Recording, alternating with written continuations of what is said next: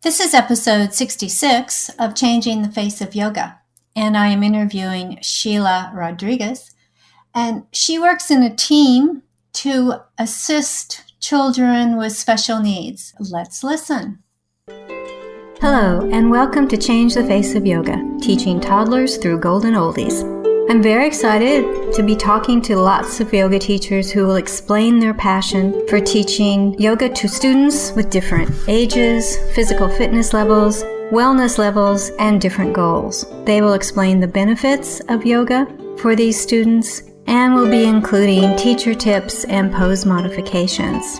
I am Stephanie Cunningham of Yoga Lightness, and I've been teaching over 50s for 10 years.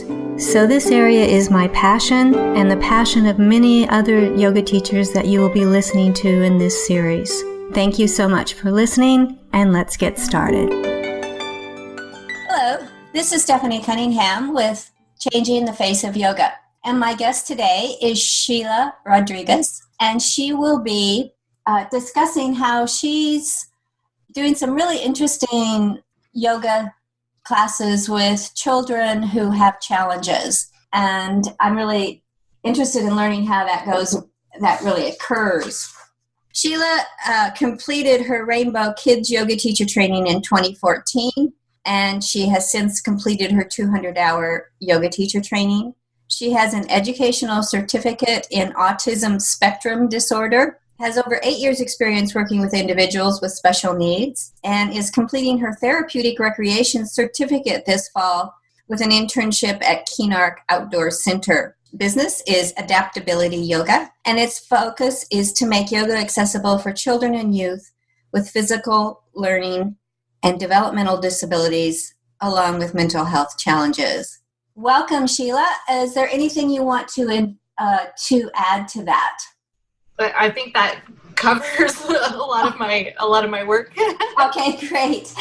I was looking at your website, and you say that you take your classes to the person's home, or I suppose wherever they want to meet. Does that mean that you're mostly doing one-on-one individual kind of classes with children? So right now I haven't gone into the homes for the moment because a lot of the families have what's called here passport funding or special services at home funding. So in order for them to be eligible for my class to be paid for, then it needs to be a group setting. So what I do is I actually go into the therapy centers where they're either completing a day program, or I go into PLASP, which is an after school care program, somewhere where they're with a group. And I haven't done in-home as of yet. So the majority of my work is actually done in a group setting, class setting. So I would have between 5 and 15 individuals. And they might all be experiencing different types of challenges, or they're going to be very similar in the kind of students that you would have in one class. Yeah, so in one class, I will have a variable amount of challenges. So I'll have students that have autism. Some students will have maybe a physical disability, either due to an injury or just due to a developmental delay. Some of them will have cerebral palsy. Some will have Down syndrome, global developmental delay. Some of them even just anxiety or, like I said, mental health concerns. So maybe depression. And they'll all be in one class. So there will be a whole gamut of experience there.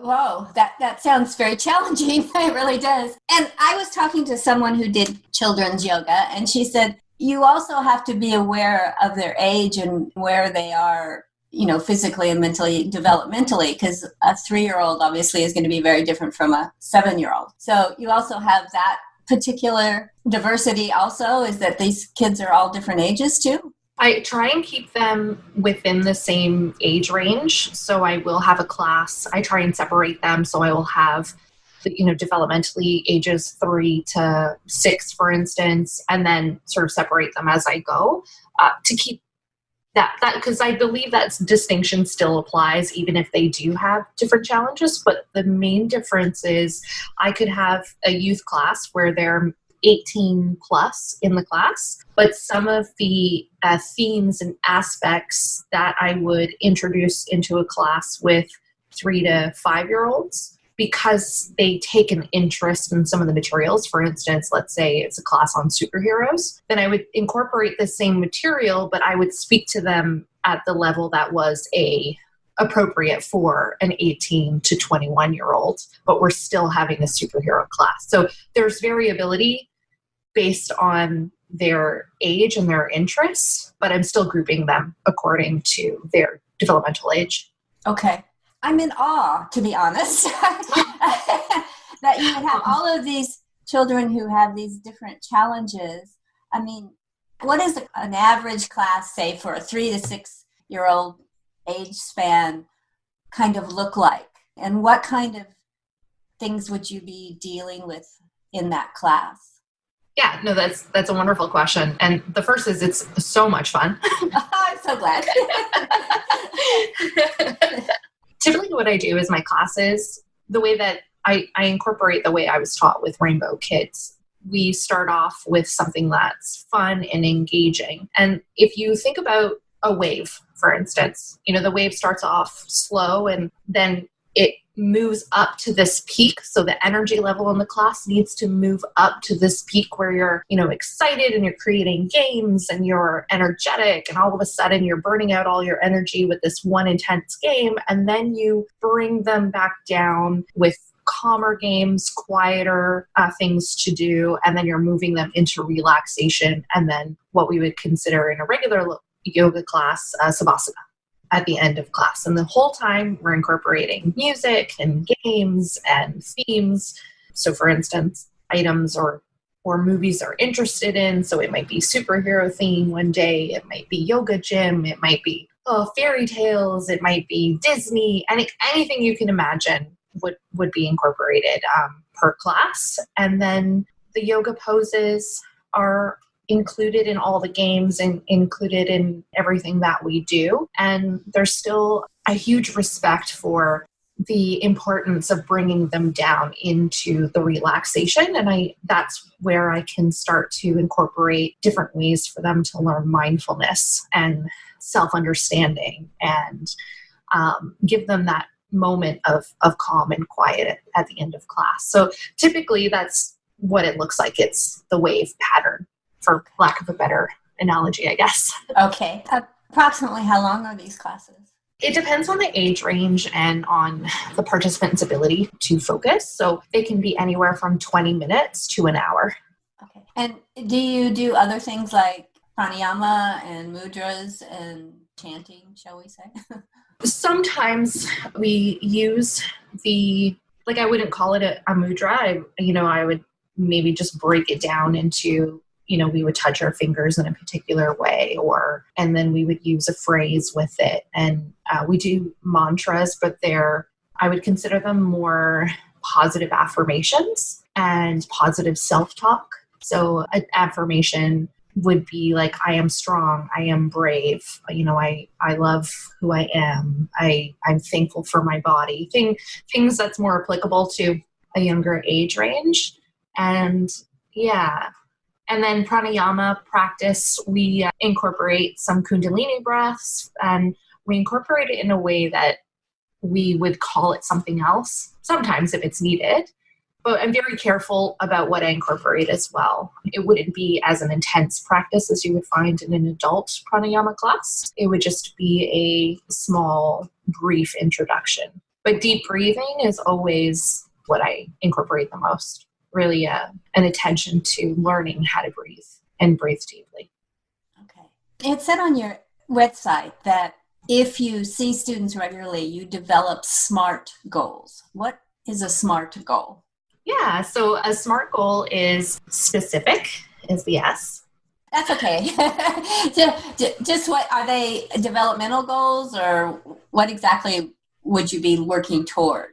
A SMART goal would be, let's say I'm working with an individual and they have difficulty with social interactions with others. So I would have to choose something that is specific. So for instance, maybe they aren't comfortable saying hello, but it's something the family wants to work on. Oh yeah, so it would be specific. And measurable would be maybe if I've seen them for 8 times, maybe they will have done it once by the end of the 8-week session. Achievable means that it is considered something that they can achieve. I'm not going beyond their developmental ability. I'm not going beyond what I believe they can achieve. So that way it's actually attainable. I'm making sure that it's relevant. So that's the R. And the relevant is, if it's, for instance, a greeting, that's relevant because that's generalized to not just in yoga class, but that's what they're going to be doing in school, what they're going to be doing with their family members, with their friends.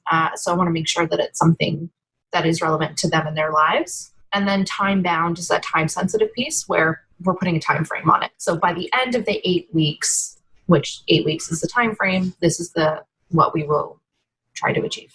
And it says that you work with other professionals that may be also working with a child. So these SMART goals are developed among you, or how does that work?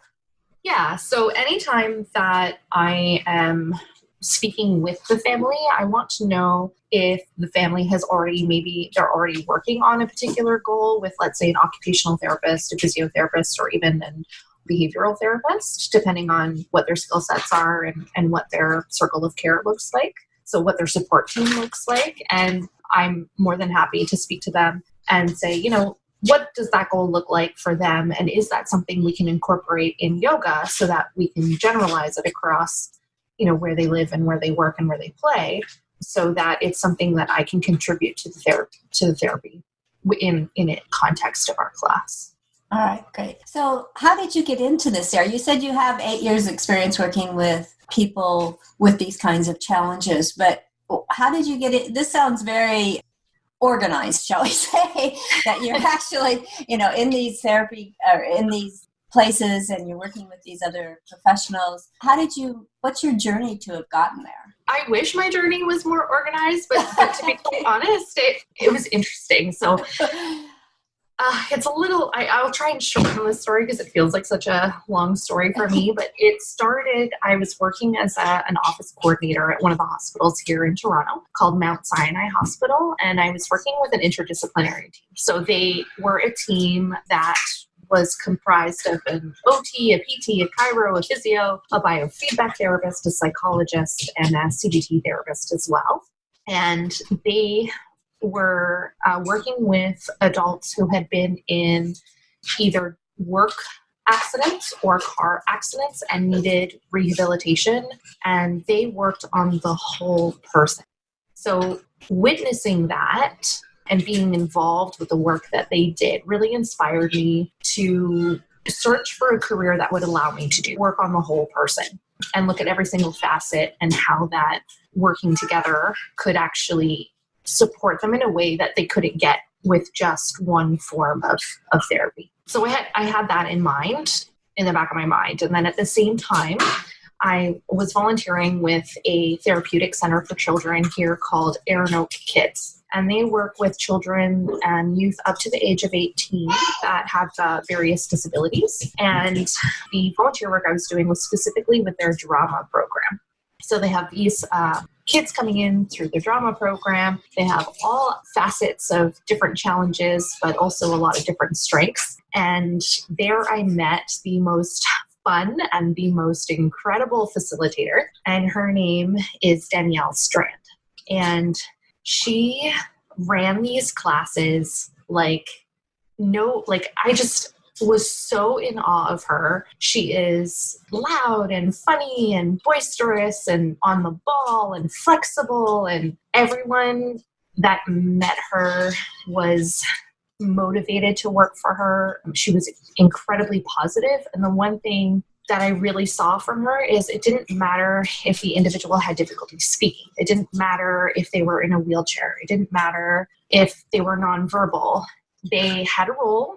Their role was important in the play, and she was going to find something that they could do and give them the self-confidence to know that they were important and that they mattered. Yeah, I saw this and I was like, man, that's what I want in my career. I want to work with individuals. Witnessing of her take on this role in a way that was empowering to others really inspired me to try and do the same, but also mix it with the therapy aspect. And I thought, okay, I love yoga. I love meditation. I love working with individuals with different abilities. And then the Rainbow Kids yoga training sort of popped up in my vicinity. And I thought, okay, I'll take that. And then I was looking for a career change and I found therapeutic recreation.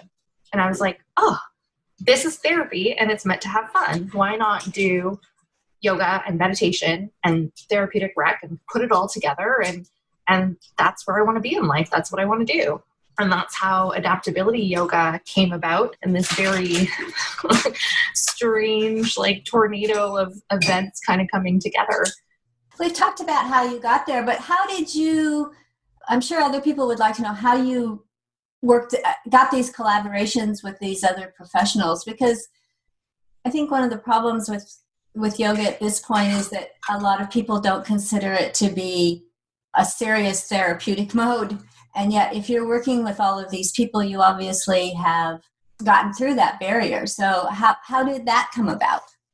Because of the families that I work with, I've just been very lucky because of the families that I work with and also my background. I've worked with organizations like Aaron O Kids, and I've gotten to know some of the therapists there. And just, I hate to say it, but honestly, just because of connections and pure luck, really. I've been lucky to have families that are very supportive and they want to offer information and they want to support their children. So they're willing to connect me with the therapist or at least give me additional information because I've asked and because of my background. So I've worked with various organizations and I have some personal connections with some occupational therapists and some chiropractors. So I can ask them questions. They may not work with that child specifically, but if I have an outgoing question about, for instance, cerebral palsy and whether or not particular modes would be good for them, if it's information I need additional help with, then I know I can go to them and sort of outsource some information that way. Okay. All right. That's great information for other people, though, that it's really a relationship kind of thing. And it is very possible, which is good to know. Yeah. I also, like if I was going to offer also a way for other people to do it is I wouldn't let that connection piece be, a block like, oh, I don't have a connection with an OT, therefore I can't find the help. I found that those that work with children specifically, they're very happy to get on the phone and offer some support, at least in the experience that I've had. So really it's a matter of reaching out to some of those rehabilitation centers and also to the families themselves. Okay, excellent. So thank you so much for sharing that.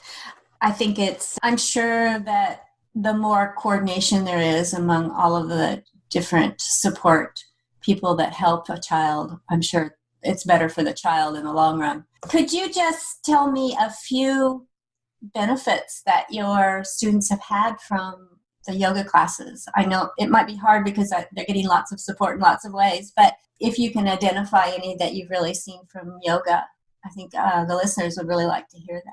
Yeah, absolutely. So I actually just finished working with an individual, a 7-year-old boy diagnosed with autism and cerebral palsy. And I worked with him for about a month and a half. And from first, there was a difficulty with cerebral palsy and with autism is that he can have difficulty understanding his proprioception. So understanding where his body is in space. So with the yoga, him being able to copy my body in the movements, he started to understand that a little bit better. And I didn't get a chance to work with him long enough to see, monumental improvements. But I do always say that even just, an inch of improvement in yoga is like miles and miles. Like it's so worth celebrating, even if it's just a small detail, because that is yoga, right? It is us witnessing things as they occur and witnessing the journey. Yeah. So him getting a better understanding of, raising his arm above his head and knowing where his arm is and what it means language-wise to say lift your arm above your head was monumental. Also, the social engagement is very important, especially for individuals with autism, beginning to engage with someone else and use their imagination. For some of them can be a challenge, and being able to access his imagination with us having a theme like we're going to go to the yoga park and, let's pretend to have a picnic at the park. What are you going to bring to the picnic? Him being able to engage in a conversation where it isn't concrete, it's actually very abstract, again, is very monumental, and it's a great practice tool for him to be able to take into social play with others. Excellent. Thank you so much.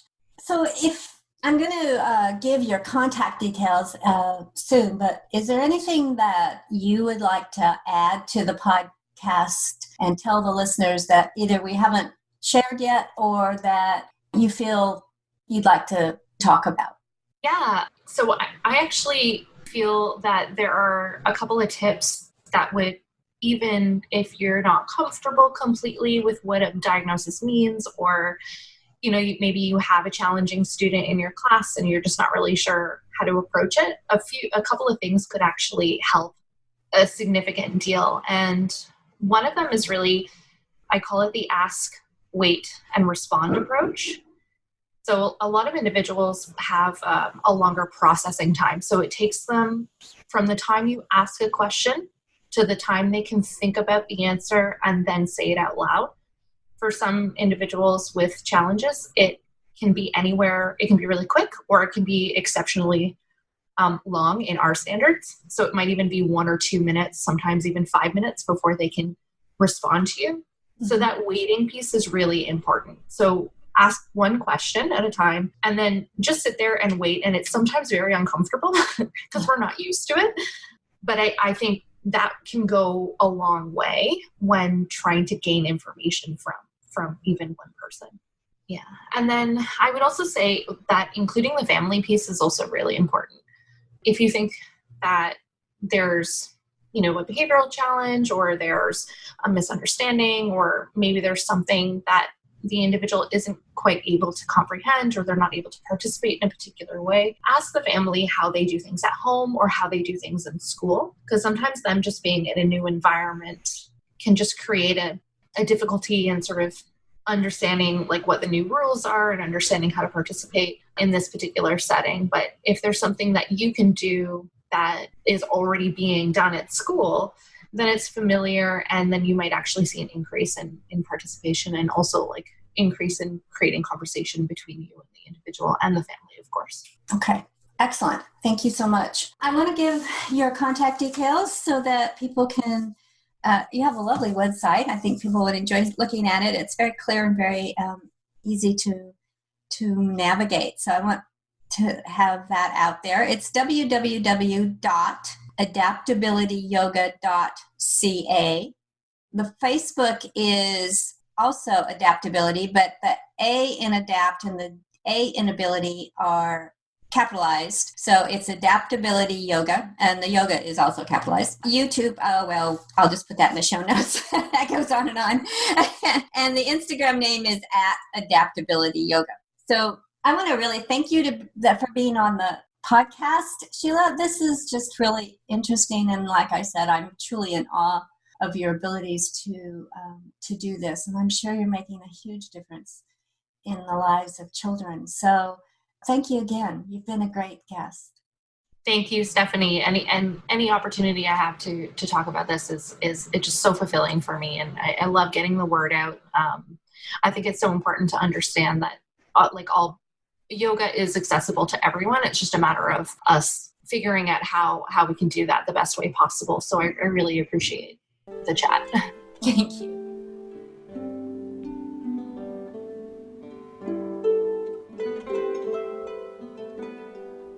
Thank you for that wonderful interview. If you would like to be a guest on Changing the Face of Yoga, please go to my website, www.yogalightness.com.au, and under the Changing the Face of Yoga tab, you can complete Be Our Guest form. After reviewing the form and finding it applicable to this podcast, we will send you a link to schedule an interview. Please download, review, and tell your friends of any podcasts that are of interest to you and to them. If you would like to contact me, send an email to info@yogalightness.com.au. And thank you for listening to Changing the Face of Yoga.